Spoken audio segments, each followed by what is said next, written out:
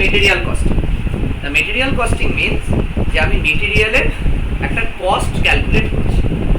Material হচ্ছে একটা প্রোডাকশনের মানে একমাত্র এবং মেইন, মানে মেটেরিয়াল ছাড়া কখনো বিজনেস করাই যায়। তো মেটেরিয়াল কস্টিং প্রত্যেকটা বিজনেসে থাকবেই। তাহলে এবার প্রশ্নটা হচ্ছে যে বিজনেসে মেটেরিয়াল কস্টিংটাকে মেনটেন করবে তার বিজনেসের রোলটা কি? তার বিজনেসের রোলটা হচ্ছে সে একটা স্টোরে বসছে। স্টোর, তাকে আমরা বলছি স্টোর কিপার। সে একটা স্টোরে বসছে, তাকে আমরা বলছি স্টোর কিপার। তো স্টোর কিপারের কাজটা কি? কারণ মেটেরিয়াল আমার বিজনেসে বাইরে থেকে কিনে আনতে হবে, কিনে এনে আমাকে মেটেরিয়ালটাকে কিছুদিন একটা জায়গায় রাখতে হবে। যেখানে আমি মেটেরিয়ালটাকে রাখবো সেই জায়গাটাকে আমি বলবো স্টোর। স্টোরকে তিনি দেখভাল করছেন, তাই তিনি স্টোর কিপার। আর তার কাজ হচ্ছে ওই স্টোরে যে মেটেরিয়ালগুলো রয়েছে সেই মেটেরিয়ালগুলোকে প্রয়োজন মতো ফ্যাক্টরিতে পাঠানো। এবার প্রশ্নটা হচ্ছে যে তার এইরকম বারবার কেনার দরকার, তিনি একবারেই কিনে রাখতে পারেন, কিন্তু পুরো বছরের র মেটেরিয়াল একবারে কেনা পসিবল হতে পারে। যে তার ক্যাপিটাল শর্টেজ, ক্যাপিটাল নেই, হতে পারে না, এটাই হয়, এক বছরের ক্যাপিটাল একসাথে থাকা পসিবল নয়। নাম্বার 2, তার স্পেস প্রবলেম। নাম্বার 3, কমোডিটিটা পেরিশেবল হতে পারে, যে পচে যাবে, তাই জন্য কমোডিটিটাকে কিনে এনে রাখা যাচ্ছে না। তাই স্টোর কিপারের কাজটা সব থেকে ইম্পর্টেন্ট। আবার এমনও হতে পারে যে স্টোর কিপার খুব কম কম করে আনছে, এবার হঠাৎ করে একটা কোথাও স্ট্রাইক হলো বা কোনো একটা ন্যাচারাল ক্যালামিটি হলো, তার জন্য র মেটেরিয়াল এলো না, 3-4 দিন প্রোডাকশন বন্ধ হয়ে গেল। 3-4 দিন প্রোডাকশন বন্ধ হয়ে গেলেও কিন্তু একটা কারখানার জন্য হিউজ লস। প্রথমত সে মার্কেটের কম্পিটিটিভ মার্কেটে সে পিছিয়ে পড়বে। নাম্বার 2, প্রোডাকশন হোক আচ্ছাই না হোক তাকে কিছু এক্সপেন্সেস তাকে বিয়ার করতেই হয়। নাম্বার 3, কিছু কিছু দামি ব্রয়লার আছে যে ব্রয়লারগুলো একবার যদি নিভে যায় সেগুলোকে আগুন জ্বালাতে, মানে সেগুলো তো গ্যাস লাইটার দিয়ে জ্বালানো যায় না, কোনো রকম রিয়াকশানস, কোনো রকম কেমিক্যাল রিয়াকশান দিয়ে সেগুলোকে জ্বালানো হয়, বা ফিজিক্স বিভিন্ন অণু পরমাণু এইসব দিয়ে ব্রয়লার জ্বালানো হয়। তো সেগুলো জ্বালানোর কস্ট বিশাল পড়ে যায়। তো সেই জন্য প্রোডাকশনকে কখনো বন্ধ করা যায় না। তো সেই জন্য আমাদের যে স্টোর কিপারের কাজ, এই কাজটা হচ্ছে প্রচণ্ড ইম্পর্টেন্ট একটা কাজ। তো এই স্টোর কিপার কাজটা ঠিক কীভাবে করে? অ্যাকচুয়ালি যদি ভালো করে দেখিস, স্টোর কিপারের একদিকে রয়েছে মার্কেট। স্টোর কিপারের একদিকে রয়েছে মার্কেট। মার্কেট থেকে স্টোর কিপার র মেটেরিয়ালটাকে কিনে এনে তার স্টোরে রাখছে।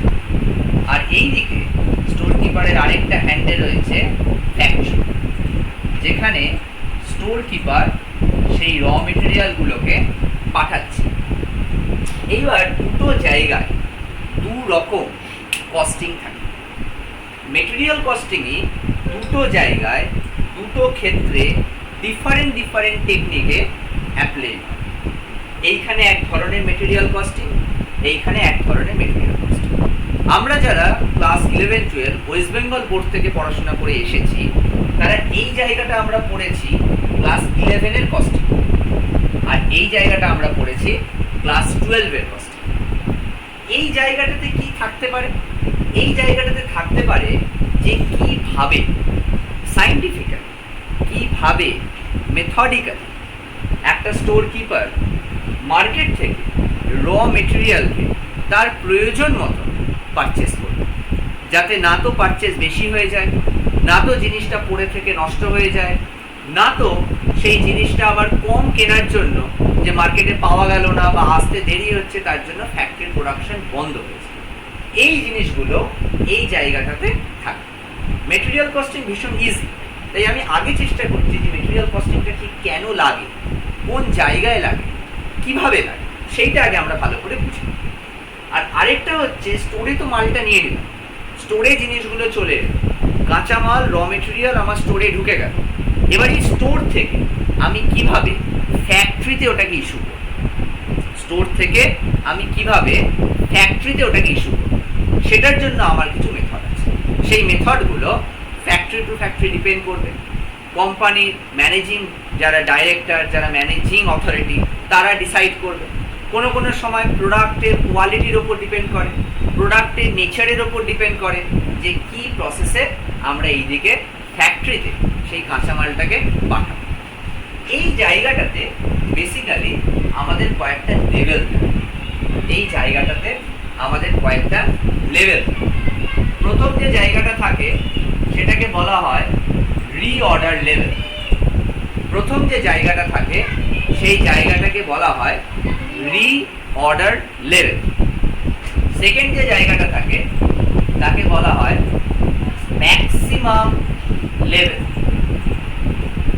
সেকেন্ড যে জিনিসটা থাকে তাকে বলা হয় ম্যাক্সিমাম লেভেল। থার্ড আরেকটা জিনিস থাকে তাকে বলা হয় মিনিমাম লেভেল। আরেকটা জিনিস থাকে যাকে বলা হয় অ্যাভারেজ স্টক লেভেল। আরো একটা জিনিস থাকে যাকে বলা হয় ইওকিউ বা ইকোনমি অর্ডারিং কোয়ান্টিটি। এছাড়াও আরো একটা জিনিস থাকে যাকে বলা হয় ডেঞ্জার লেভেল। এইরকম আরো অনেক রকমের লেভেল থাকে, কিন্তু মোটামুটি এই কটা জিনিস আমাদের জন্য ভীষণ ইম্পর্টেন্ট, যে reorder level, maximum level, minimum level, average stock level, danger level এবং ইকোনমিক অর্ডারিং কোয়ান্টিটি। এবার আমি প্রত্যেকটা জিনিসকে বলে দেব যে কোন লেভেলটা কি কাজে লাগে। কারণ বেসিক্যালি আমরা যখন প্রবলেমে ঢুকবো, আমরা যখন সামস করবো, তখন এই লেভেলগুলো একদম ফর্মুলা বেসড। যার ফর্মুলাটা মুখস্থ থাকবে সে ইজিলি অঙ্কটা করে ফেলবে। কিন্তু আপকামিং ডেজ ইন্টারভিউ ফেস করার সময় তোমাকে ফর্মুলা কোনোদিন জিজ্ঞেস করবে, তোমাকে বেসিক্যালি জিজ্ঞেস করবে কোনটা কি কাজ। তাই ভালো করে বুঝে নাও যে বেসিক্যালি কোন লেভেলটা কিসের জন্য অ্যাপ্লিকেবল। তারপরে ফর্মুলা দিয়ে দেবো, সেই ফর্মুলা ওয়াইজ আমরা ইজিলি অঙ্কটাকে করে ফেলতে পারি। রিঅর্ডার লেভেল মানে আমি কোন সময় অর্ডার করব। একটু পরে আমি সেটা আরো ভালো বুঝতে পারবো। আগে আমি ম্যাক্সিমাম লেভেলটা বুঝি। ধরো এই রুমটা আমার একটা স্টোর, এই রুমটা আমার একটা স্টোর। এই রুমে আমি কাঁচামালকে এনে জমা করি। তাহলে এই রুমটায় আমি ম্যাক্সিমাম যে লেভেল অবধি মালগুলোকে জমাতে পারবো, সেই লেভেলটাই হচ্ছে আমার ম্যাক্সিমাম। এবার এমনও হতে পারে যে রুমটা হয়তো অনেকটা, বাট আমার এট এ টাইম যে পরিমাণ ওয়ার্কিং ক্যাপিটাল রয়েছে বিজনেসে, সেই ওয়ার্কিং ক্যাপিটালে আমি হয়তো এই লেভেল অবধি, রুমের মাটি থেকে এই লেভেল অবধি হয়তো আমি র মেটেরিয়ালকে পারচেস করতে পারছি। তাহলে সেটাই আমার জন্য ম্যাক্সিমাম।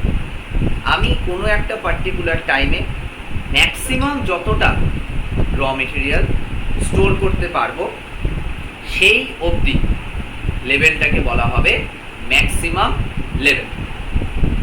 এইবার ডেইলি বেসিস আমার এই দিক থেকে কিন্তু স্টোর থেকে ফ্যাক্টরিতে র মেটেরিয়াল বেরিয়ে যাচ্ছে। এই বেরিয়ে যেমন যাচ্ছে তখন সাথে সাথে সাথে সাথে কিন্তু আমার লেভেলটা কমছে। ঠিক যে লেভেলে এসে গেলে আমি ফার্দার অর্ডার করে দিই, কারণ অর্ডার করলেই কিন্তু কালকে মালটা চলে আসবে না। কাঁচামাল যেখান থেকে আসছে, র মেটেরিয়াল আমি যেখান থেকে কিনছি, সেটা কিন্তু আমার বাড়ির পাশের বাড়ি নয়, আমার ফ্যাক্টরির পাশের পাড়া নয়, বা আমার যে অঞ্চলে রয়েছে তার পাশের অঞ্চল নাও হতে পারে, মেইনলি দূর থেকেই আসে। তাহলে আসতেও কিন্তু টাইম লাগবে। তাই আমি একটা সার্টেন লেভেলে গিয়ে অর্ডার করে দিই যে এবার আসুক, আসতে থাকুক। আমাদের বাড়িতে যখন রান্নার গ্যাস ফুরিয়ে যায়, তখন একটা গ্যাস ফুরিয়ে গেলেই আমরা সাথে সাথে অর্ডার করে দিই। আমরা কি ওয়েট করি যে দুটোই ফুরোক তবে অর্ডার করবো? কারণ আমরা জানি আসতে আরো 2-3 দিন লাগবে। ঠিক এইরকম কনসেপ্ট।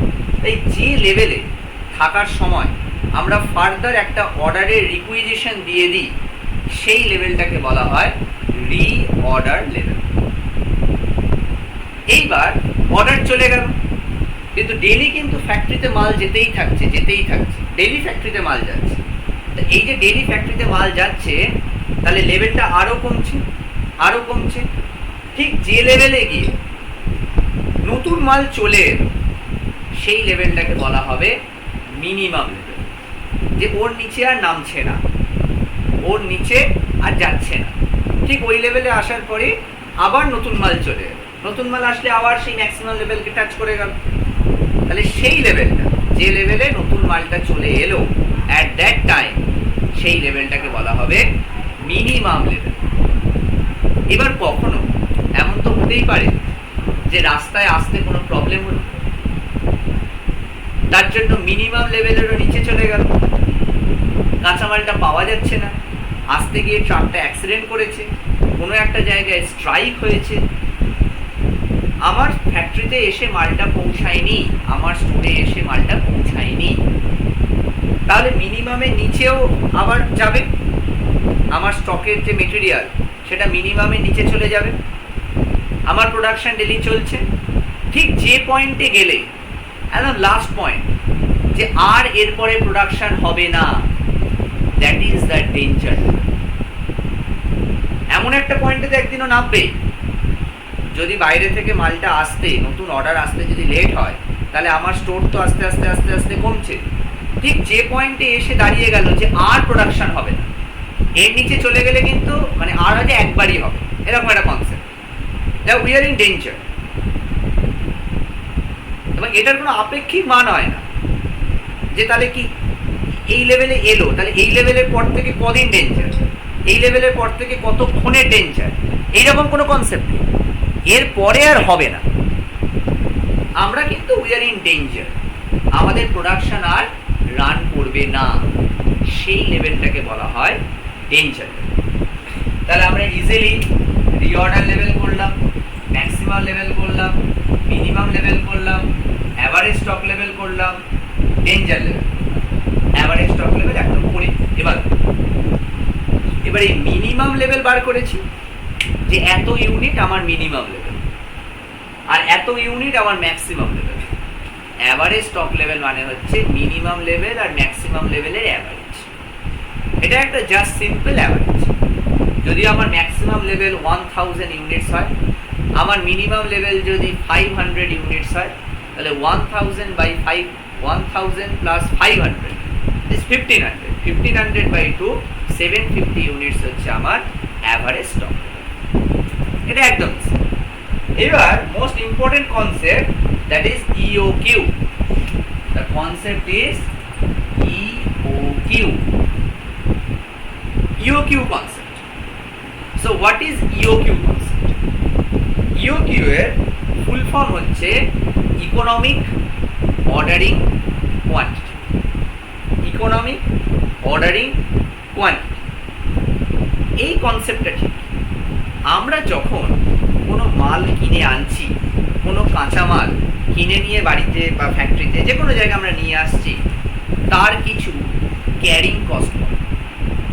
বড় বড় আকারে যখন মালটা হয়, যখন রিকুইজিশনটা একটা হিউজ লেভেলে হয়, তখন তার জন্য একটা অর্ডারিং কস্টও পড়ে। এবার একটু ভালো করে ভাব, আমি যদি একবারে সব মাল নিয়ে আসি, তাহলে আমার অর্ডারিং কস্ট একবারই লাগছে, কিন্তু আমি একবারে সব মাল আনতে পারছি না। তাহলে আমি কি বারে বারে আনবো? কতবারে আনবো? যতবারে আনবো ততবার আমার অর্ডারিং কস্ট লাগবে। তো এখানে প্রত্যেকটা আইটেম, ওয়ার্কিং ক্যাপিটাল, আমি কতবারে আনছি, আমার অর্ডারিং কস্ট, যে লোকটা আমার কাঁধে করে মালটা ঘরে দিয়ে যাবে, আবার ঘর থেকে ফাঁকা ডিব্বাগুলো নিয়ে যাবে, তার একটা ক্যারিং কস্ট। তা প্রত্যেকটা জিনিসটা একে অপরের উপর নির্ভরশীল। এখানে অনেকগুলো ফ্যাক্টর ইন্ডিপেন্ডেন্ট, তার সবকটা ফ্যাক্টরকে কনসিডার করে আমরা খালি চোখে এমনি হিসাব করে বলতে পারবো না যে আমার অ্যানুয়াল ডিমান্ড 20,000 ইউনিট, আমি সেটা 20 বারে আনবো, এক একবারে 1000 ইউনিট করে আনবো। এই 20 বারটা আমি একটা আরবিটারি বলতে পারি না। এই 20 বারটাকে আমি এটা মন থেকে ইচ্ছা হলো আমি 20 বারে আনবো, আমার মন থেকে ইচ্ছা হলো আমি 15 বারে আনবো, আমি এরকম বলতে পারি। তার জন্য একটা ফর্মুলা আছে। ওই ফর্মুলায় যদি আমরা ফেলে দিই, তাহলে ফর্মুলা থেকে একটা ইকোনমিক অর্ডারিং কোয়ান্টিটি বেরিয়ে যাবে, যে আমরা এক একবারে এই কোয়ান্টিটিটাই যদি আনি তাহলে আমাদের কস্ট সব থেকে কম। কোয়ান্টিটি আনি মানে ধরো 2000 কোয়ান্টিটি বেরোয়, তাহলে 2000 কোয়ান্টিটি যদি বেরোয় আর আমার অ্যানুয়াল রিকোয়ারমেন্ট যদি 20000 থাকে, তাহলে 20000 বাই 2000 নাম্বার অফ টাইমস আমি কতবার কিনছি সেটা আমার বেরিয়ে যাবে। আমার সামসটা আসে যে ইকোনমিক অর্ডারিং কোয়ান্টিটিটা বার করো, তারপরে নাম্বার অফ অর্ডারটাকে বার করো। তা ইকোনমিক অর্ডারিং কোয়ান্টিটির ফর্মুলা, ইকোনমিক অর্ডারিং কোয়ান্টিটির ফর্মুলাটা হলো root under 2AO by CI, root under 2AO by CI। এখানে A O CI এরা কি কি ডিনোট করছে? অনেকে এটাকে DO লেখে, নো প্রবলেম, তুমিও DO লিখতে পারো। যদি এখানে রুট আন্ডার 2DO লেখো, এখানে তুমি D ইকুয়াল টু লেখাটা mandatory. A for annual demand. আমি বারবার বলেছি আমাকে যা করতে হবে অ্যানুয়ালি রেসপেক্টে করতে হবে। তাই A means annual demand, O means ordering cost per order. এটা যেন ভালো করে মনে থাকে, পার অর্ডার। যদি এক্সামে কোশ্চেন এরকম আসে যে ₹1000 ফর 2 কনসিকিউটিভ অর্ডার, তাহলে কিন্তু ওটা পার অর্ডার হলো না, 1000 ফর 2 অর্ডার। তাহলে না বলা দেওয়া থাকলে আমি 2 দিয়েই ভাগ করে দেবো। তাই এই শব্দটা কিন্তু পার অর্ডার।